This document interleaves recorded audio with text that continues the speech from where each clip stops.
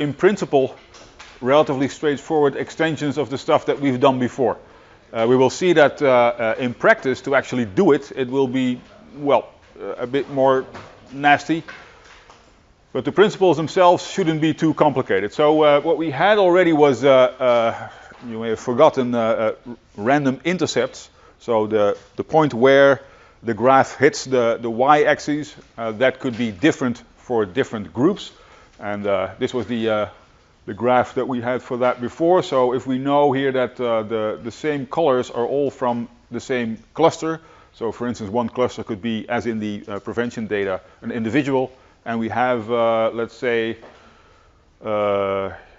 here perceived effectiveness of a measure, and there we have, we have 0, 1 in the prevention data, but let's say how likely it is that you would do it. Then you would expect here perhaps something like this. If this is a person with an upward sloping trend here, this is saying, okay, the more effective you think prevention measures are, the more likely it is that you actually have them, which would make sense. And then you could also find that in the end, if you have all these lines for each and every one of these individuals, very stylized example here, that then the trend across the means of those lines would actually be downward sloping, which would be really weird, but in principle it's possible. This would mean, if I look across individuals, so the individuals who think on average that all measures are relatively effective, actually are the ones who have less of these measures. Wouldn't make any sense to me, but in principle this is a possibility. Okay, so given that we have these lines over there, all these lines have a different intercept, a different place where they hit the y-axis over there. So what we're trying to create is, let's say, a big bunch of these horizontal, no, not horizontal, of these straight lines, all with the same slope in this case, but that do vary in terms of where they hit the y-axis. Okay, given that, well, we can also vary the slopes. We just only varied where they hit the y-axis, and they were all sloped like this. Perhaps there's something to be gained if we allow that to wiggle a little bit. Then we could have more than 2 levels. We now had measurements within persons, but persons could be within groups, and the groups could be within even larger clusters, so you can imagine that there are more than just 2 levels. And we have cross-classification, that is, if you have nesting that is not one in the other, but let's say this group, you are all here in the same class, and you are in different kinds of, let's say, sports clubs. So there is clustering of different kinds, but the clustering is not nested within each other. That makes matters slightly more complicated. So we'll go through what to do if you want to do this. And the first thing that we'll find out is that we need a different command for that. Would be nice if that xtreg and xtlogit would work with all of these two, but it doesn't. So we need something else. Okay, first thing, random slopes. So here we're sort of sticking to each and every one of these lines has the same slope. And what we would like to know is that a decent assumption, or is there any evidence that the fit with the data would be any better if we allow these to have, each of them have a different slope? Okay, let's see. This was the technical background that we sort of had before. This is one x as an example and a y, and we have that C0 value, the intercept. And what we actually tried to do was, well, we make different intercepts for different clusters. So we have, instead of that C0, we now have a C0 plus separate dummies for each and every cluster that we have in the data. So you could say that these D2s and DKs over there represent what you should add to C0 to make sure that you get exactly the line that you want. So the different heights of these lines are exactly what you find in these dummies over there. I have to peek for a minute, yeah. Then we said, well, yeah, you could do it, but in principle it might not be such a good idea, because you could have a big bunch of clusters over here, and you might be forced there to include 100 or so dummies, one for each and every cluster, which would end up being a big mess. So we tried to sort of summarize that in just a single Greek letter over there, usually called delta. So that's shorthand for all these dummies over there.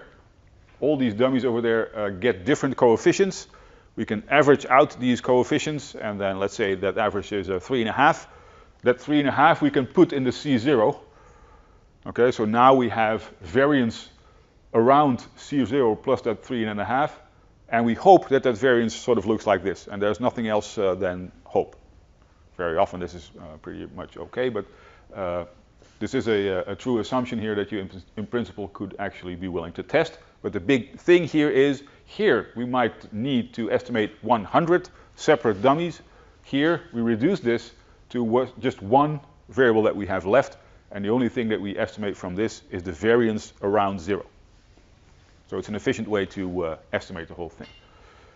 Okay, why do I repeat this? Well, this is starting from C0, adding, well, what if every cluster would have its own C0, and then abbreviating that to, okay, C0 plus a Greek letter.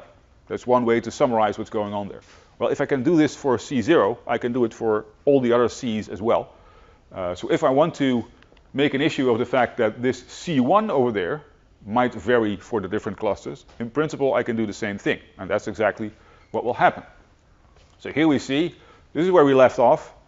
We have different intercepts for the different clusters. Do we have that? Yeah. Now I'm looking at the C1 over there. I'm thinking, well, that C1, that slope, might be different for each and every one of the clusters. So now I'm creating different slopes for each and every one of the clusters in the data.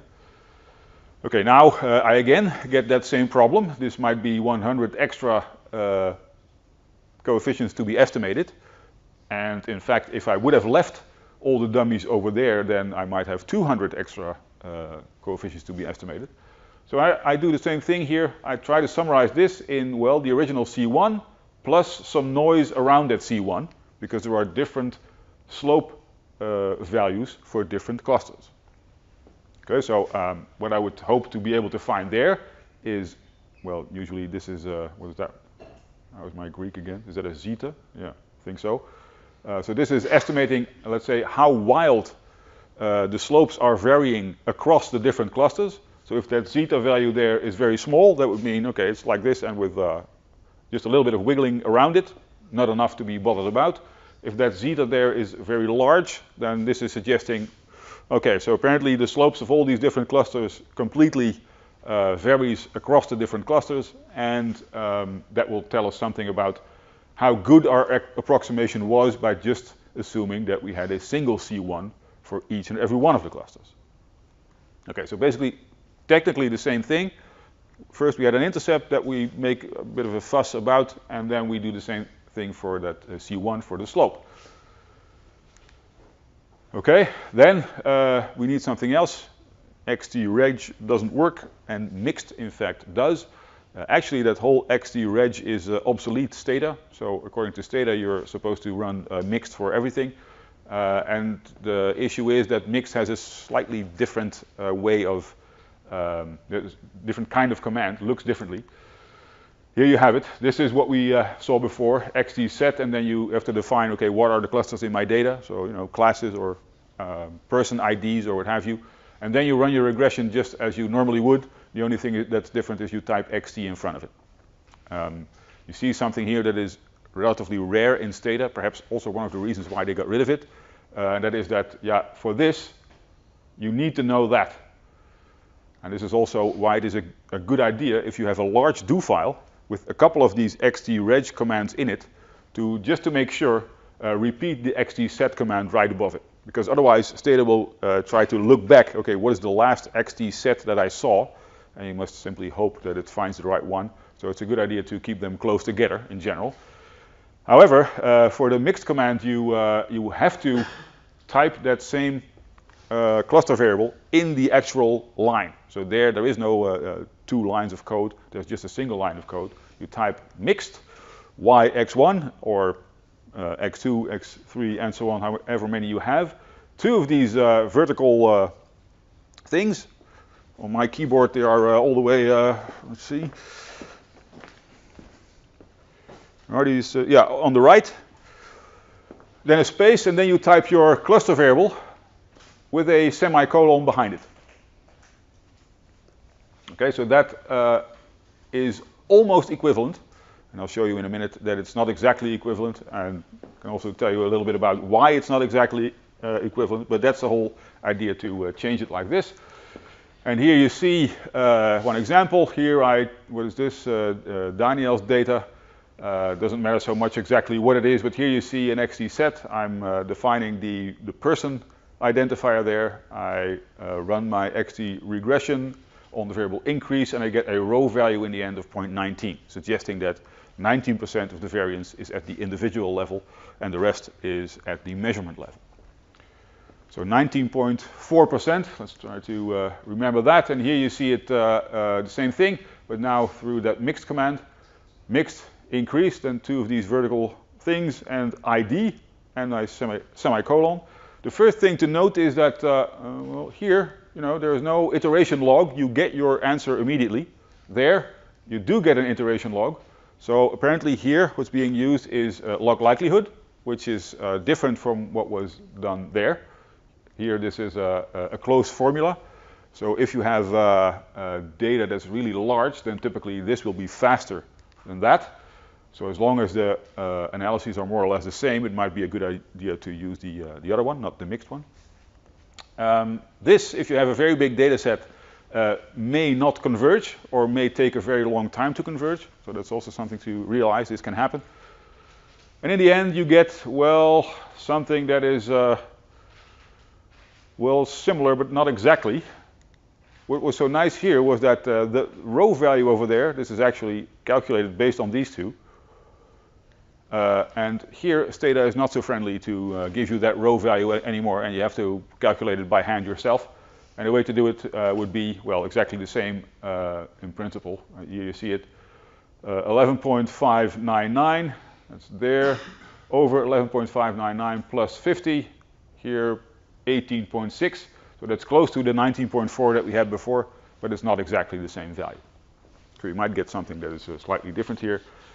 And the reason is, well, although we're optimizing more or less the same problem here, we do it in a slightly different way. And whereas in standard regression, forget the multi-level, just the normal regression that you know from the second methods course, there, if we would have done likelihood estimation, we would have gotten exactly the same results as for standard regression that we normally do. Here it's slightly different, but luckily the differences are slight, usually. So we need not worry too much about this. But it does ask for that you calculate the actual row value by hand. Okay, the convenience of this whole command is that as soon as you have this, you can start saying something about where you want the actual randomness to be. If you do that, we just saw on the previous slide, you're just saying, okay, I want my random intercept, that's C0, that is allowed to vary across the different groups. Here you can make a list in principle as long as you want, but I suggest doing this one at a time, for each variable where you want to have a random slope, or want to test whether a random slope makes sense. Okay, here you have only one x1, so the only thing that you can put there is x1. You can have a longer list of predictor variables over there, let's say x1 through x10, and then choose one or two over there. My suggestion would be, do not just plonk everything in there, because this is a nasty thing to estimate, and if you have 10 of these random coefficients, random slopes over there, in all likelihood the whole thing will not converge. And in any case, the output will not be very instructive for you. So my suggestion would be go with these one at a time to see if it makes a difference. Okay, so let's see. Here we have it. Same data from Daniel. Now I included happy manipulation, baseline, and order. Let's see, what was that again? Daniel's data was we're measuring heart rates by phone, and we asked people to remember either something where you were happy or where you were angry. Happy manipulation is equal to 1 if it was the happiness case. The 0 case is where you were angry. Baseline is your baseline heart rate, and order is whether you got the happy manipulation first or the other one first. Okay, so all these might do something. In this case, the variable that identified the subject is labeled subject ID. And I'm telling here, okay, happy manipulation, that's that one over there.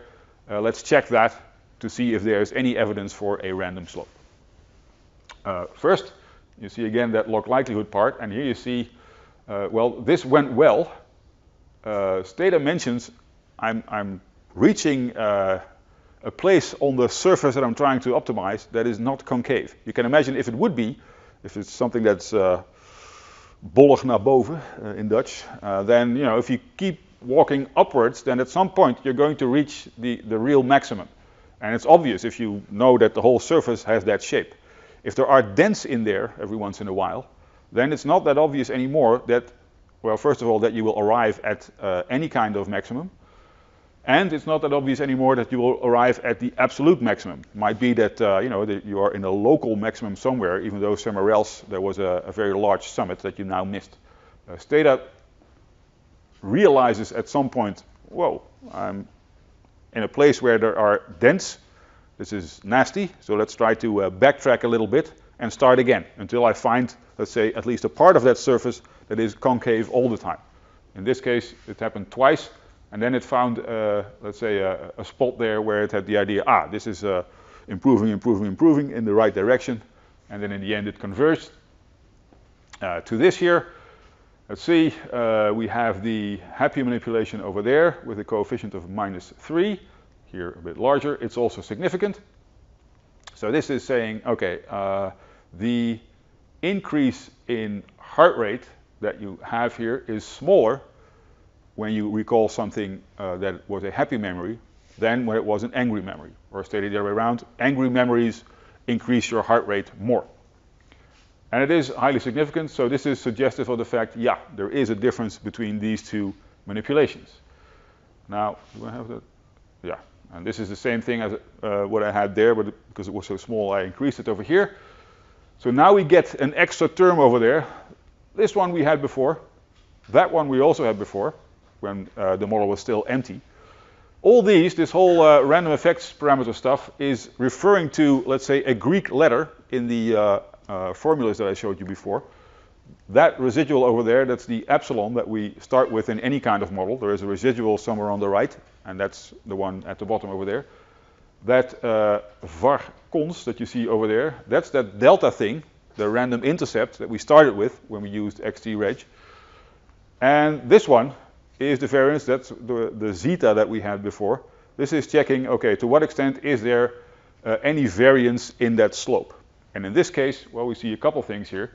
First, yeah, this is 0. Okay, 10 raised to the power of -13. For all practical purposes, this is really 0. So it looks like there is not a lot of evidence here that from the, what was it, the -3 slope, I should say like this. So the downward slope that we have, yeah, there is wiggle room and it varies with 0, so it's kind of like this. Okay, so there is not a lot of evidence, or no evidence at all actually here, that these slopes are different across different individuals.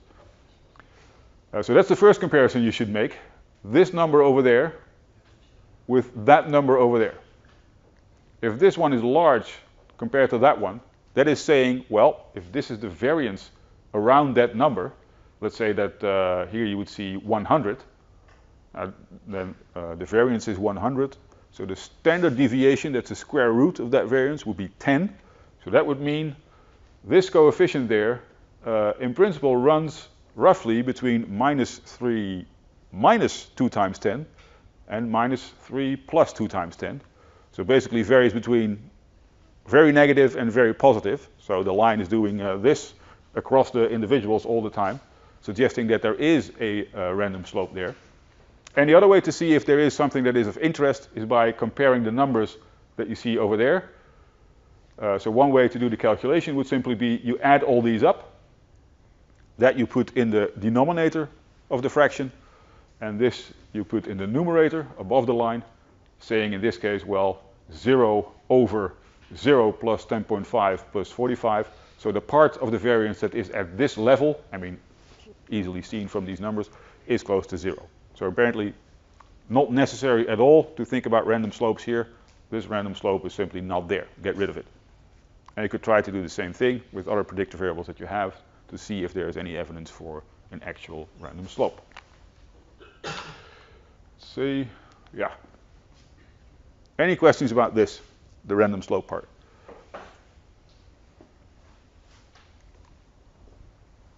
All right, 2 other things to go. Oh, yeah. So at what point does it say not concave? Because I didn't get that. What Stata is trying to do behind the scenes is, let's say, find the highest point in a larger area. Let's say the way to think about it is a blind man trying to find the highest point in an area. So otherwise it will be easy. I'm standing here, and the highest point is over there, but you can only see very close nearby. And Stata is trying to feel around where the whole surface is going up. And as long as this is going fine, Stata won't complain and will keep iterating and, let's say, get closer to what the optimal solution actually is. If Stata feels, okay, listen, in a bumpy area where it's not so obvious anymore that my standard optimization routine will actually work, it tries to backtrack in and of itself. There's no need for you to do anything until it finds, let's say, a place in the whole surface where it's relatively smooth again, and then keeps running the whole optimization routine. Every once in a while you might see backed up. So if it really gets stuck and tries to improve and finds itself, this is not working a couple times, then it will simply back up a couple of iterations here and then try a different direction. But by and large, if Stata gets stuck there, the first thing to do would be check your data, because if you have data, for instance, that are highly collinear, so you have predictor variables that are, let's say, very much the same, this is difficult to optimize, and then these kind of things might happen. So that's normally the first thing that you need to do. And if you really get stuck, there are ways to tell Stata to optimize differently. So there is a standard way that is being used, and if you find that that's not working, you can ask for a different kind of algorithm to be used, but, well, as soon as you're there, then ask for help from somebody who knows what he or she is doing. So are there assumptions that you can check always when you do this? What do you mean assumptions? What kind? Like for the collinearity part, for example? No, I mean, in general, even when you do not have any kind of optimization of this sort, it's a good idea to look at multicollinearity between your predictors. So if you have predictors that are highly collinear, it typically is a difficult estimation problem. So you want to check for that. And other than that, there are a couple of papers that show if you have data of this kind with this kind of procedure, then you're certain that the space that you're optimizing is concave. That's sort of a theoretical result that you're good to go. But for all practical purposes, you just run the command and you keep your fingers crossed and hope for the best. And if it doesn't converge, this might be indicative of that either the data that you have is nasty, lots of collinearity in there, lots of dependencies in the data, and then there's basically nothing that you can do. Even if you use other kinds of algorithms, then it's simply because of the data that you have. Okay, then, well, more than two levels. The example here is, okay, I have measurements within pupils in a class, within classes, within schools, within districts, within countries. All of that could happen, and if you are into educational research, then this is typically what people really do. I think in our case it will not happen that often that we have 4 levels, but 3 might actually happen. And when you have 3, then in principle you can do, again, exactly the same thing. Let's see how that goes. We already had this, so that delta over there, that was due to different intercepts that we had for each and every cluster. That gave us the delta varying by cluster. And if there is another larger cluster over that, so we have pupils within classes, classes within schools, might be that these schools are cluster levels as well. And that in principle, I not only want to have separate dummies for classes, but also separate dummies for the schools.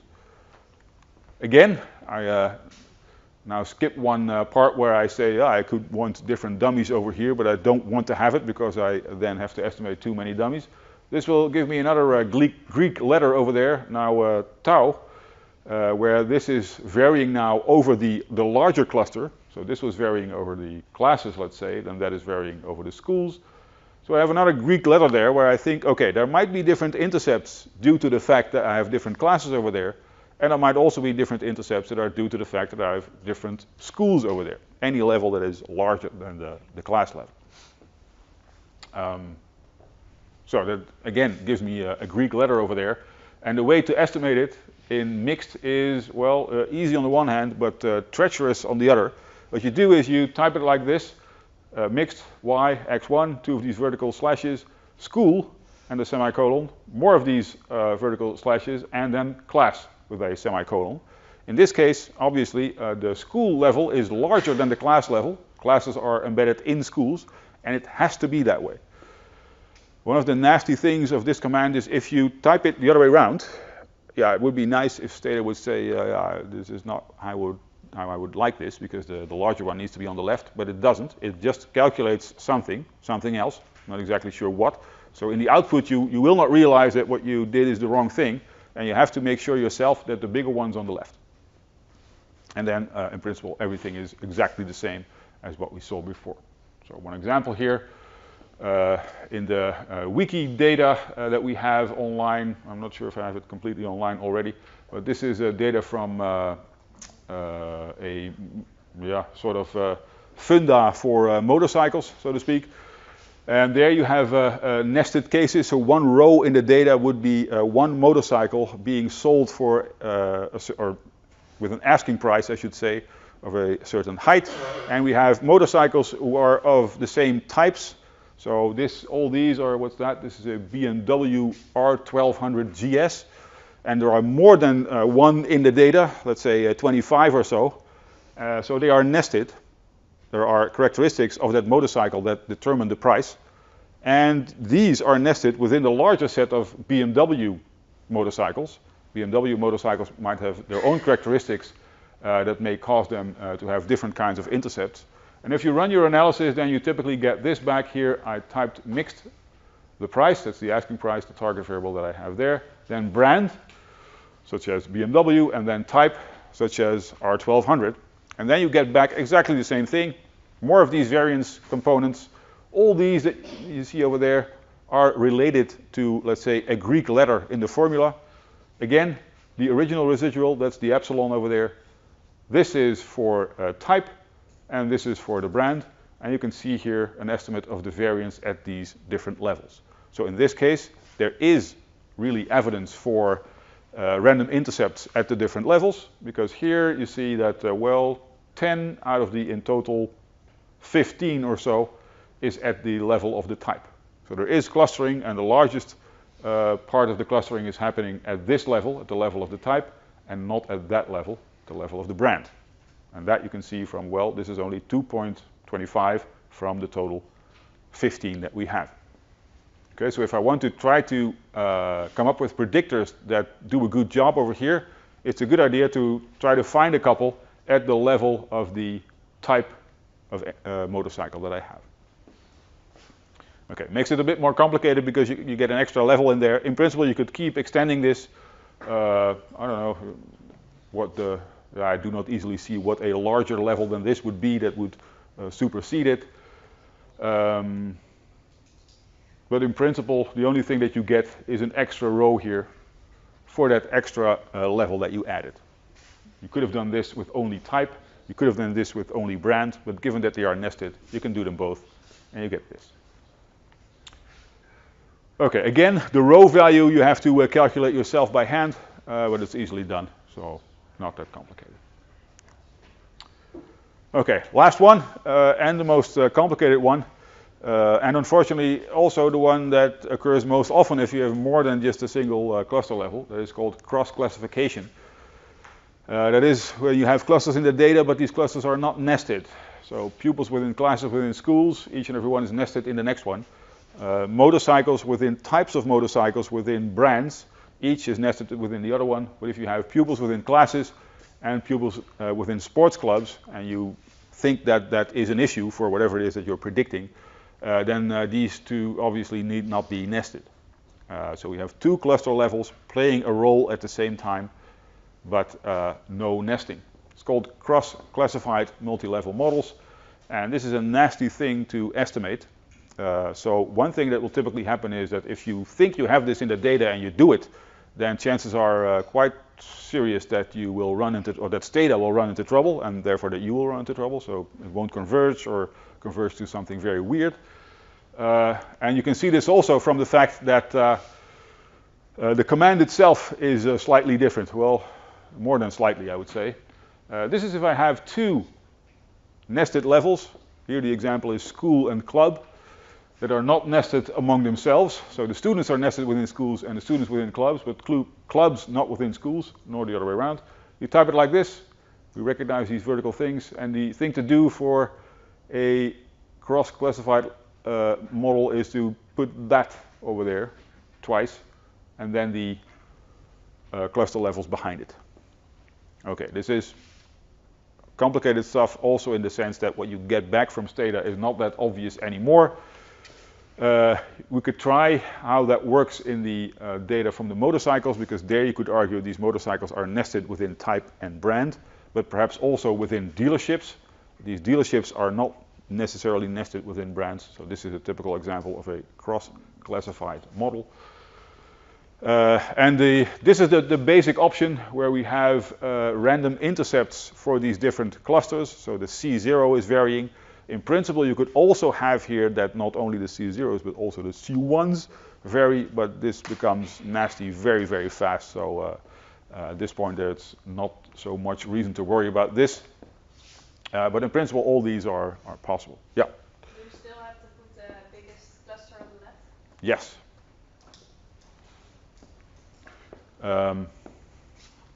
Yeah, there is, I'm not sure if I have it online, but there is a technical supplement explaining why this is working. And this is because the whole mix command was actually built up in such a way that you could do all kinds of multi-level analysis with that mixed command. You know, random intercepts, random slopes, and so on. And the random intercepts was actually way below on the list, also because it is quite complicated. So what they show at some point, I have to look if I still have it somewhere, is that by typing it this way, you are able to estimate that cross-classified model with the mixed command. Yeah, but it does involve quite a bit of complicated hand waving and formulas and so on. So it's, you know, in a way you would hope that, let's say in the next version, they would come up with a command that is a bit more intuitive than this one. Yeah, then of course, what we did before, when we just used that XT-reg, we could split up variables in variance within the clusters and between. And as soon as you have more than one cluster, all this can still work, but gets complicated really, really fast. Because if I have a variation within and between clusters, and I have more than one cluster, then I can do this for all the clusters that I have. So we could try to see, is there an effect within classes?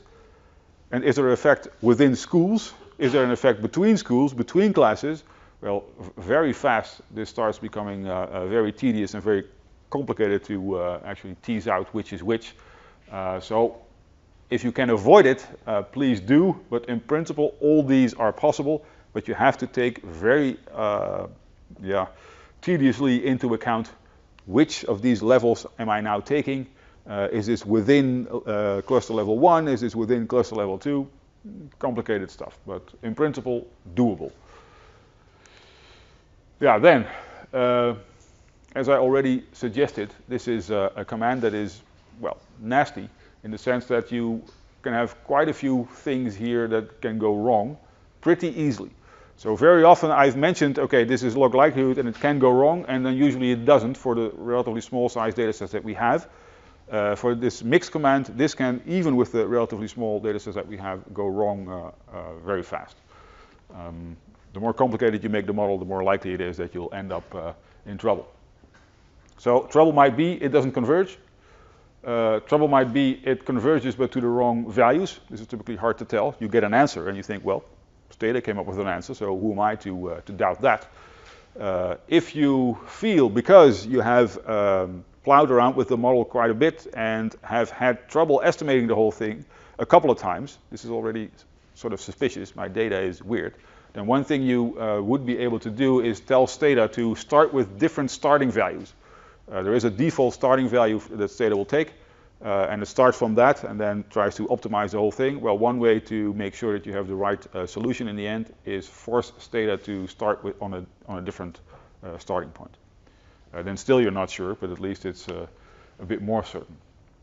And then there are different algorithms in the iterative process that you can put on and off. And this is another way to figure out if the whole thing is converging to the right place. It's better if you use 2 or 3 different kinds of methods and all of them converge to the same answer, or almost the same answer. These are your weapons of choice, or the easy ones at least. The option MLE, maximum likelihood estimation. Actually what is going on behind the scenes by default is slightly different from that. It's restricted maximum likelihood. Let's not go there. But this is another way to run the same model. So if you type mixed and then in the end MLE, it will do something slightly different, and you can check if it then converges, even though it didn't before, or if it converges to the same thing. And I think the more powerful one of the two is, well, these extra clusters give you, well, let's say in terms of the formulas, extra Greek letters about which you need to estimate something. So these Greek letters are things, okay, this is a distribution around 0 for each and every one of these Greek letters. And by definition, no, not by definition, by default, we assume that there is no relation between these Greek letters. So that delta that we had and that, what was it, zeta and the tau, we assume all these are not correlated. Well, that's quite a restrictive assumption and might cause you to run into one of these issues over there. And you can let that go by allowing covariance unstructured. So this is saying, okay, you might have a tau and a zeta and a delta, and let's assume that these are correlated, and let's estimate that correlation by hand as well. This sort of frees up the problem with an extra couple degrees of freedom, and it might cause your algorithm to now converge where first it did not. And then still, you know, especially if you have a lot of predictor variables and a lot of random slopes in there, might very well be that this simply won't converge at all.